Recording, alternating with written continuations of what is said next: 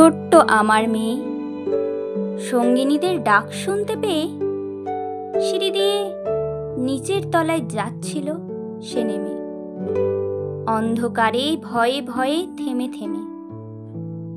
হাতে ছিল প্রদীপখানি, আঁচল দিয়ে আড়াল করে চলছিল সাবধানে। আমি ছিলাম ছাতে, তারায় ভরা চৈত্র মাসের রাতে। হঠাৎ মেয়ের কান্না শুনে উঠে দেখতে গেলাম ছুটে। সিঁড়ির মধ্যে যেতে যেতে প্রদীপটা তার নিভে গেছে বাতাসেতে। সুধাই তারে, কি হয়েছে বামি? সে কেঁদে কয় নিচে থেকে, হারিয়ে গেছি আমি।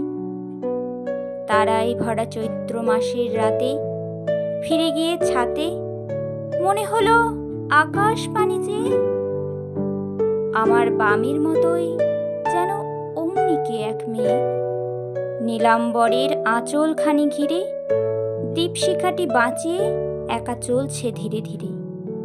নিব্ধ যদি আলো যদি হঠাৎ যেত থামি, আকাশ ভরে উঠত কেঁদে, হারিয়ে গেছি আমি।